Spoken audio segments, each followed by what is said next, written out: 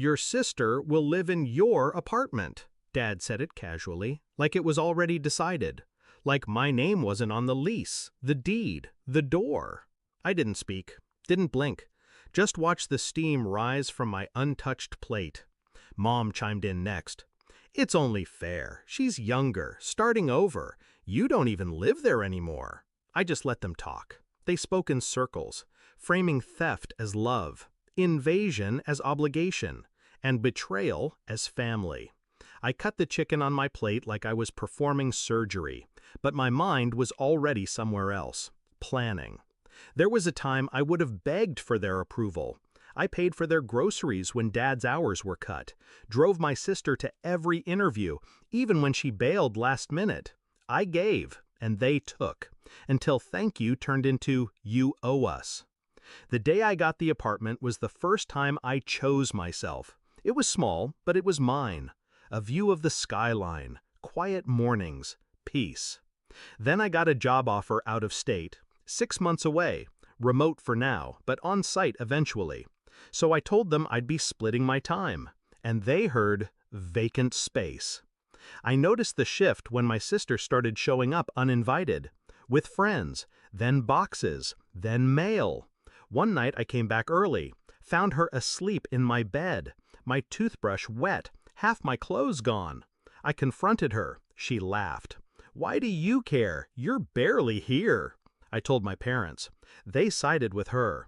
So when they said she was moving in, officially, over dinner, I didn't argue, didn't fight, didn't explain property law to people who preferred entitlement over truth.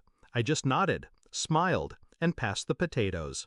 The next day I called a locksmith, changed every lock, front door, back door, balcony latch. Then I called my landlord and switched the keys to digital access, only one user, me. I moved valuables to a storage unit, boxed up what I cared about, wiped the walls clean. Then I placed one thing dead center on the kitchen counter, a lease termination notice, signed, effective that Friday. I visited the building manager the next morning, told her someone might try to enter under my name. She was kind, concerned, authorized extra security. I even had a little fun with it, told her to say the unit's been reassigned if anyone came knocking. By Thursday, I was in another city. New job, new space, new silence. I didn't call, didn't warn, didn't remind. Friday afternoon, I got the text from my neighbor back home. "Your parents and sister are downstairs, car full of boxes, been knocking for 20 minutes. I smiled. Let them knock. They tried calling, then texting. "Why is your key not working? Did you change the locks? What's going on? Where are you?" I didn't answer. The next message came an hour later, angrier. "Your sister is standing outside with her stuff. Are you really doing this to family?" That word again, family. As if blood justifies everything. As if they didn't make the choice first. I replied only once. "Check the kitchen counter. Oh wait, you can't get in." Later that night I got an email from the landlord. They showed up demanding access, said you gave permission. I reminded them the lease is terminated. They left, eventually. I never went back, didn't need to. A week later, my sister posted a photo online. Her sitting on a couch in someone else's apartment. Caption, "Finally found a place that's mine." I stared at it for a long time. Not out of guilt, but peace. She found what she wanted, and I kept what was mine.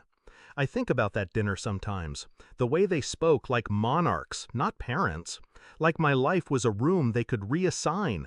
Like love was conditional, transactional.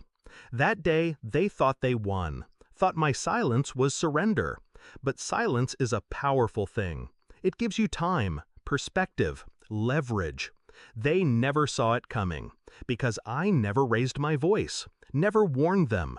I just let them talk, while I moved the board beneath their feet. And when they stepped forward, there was nothing left to stand on.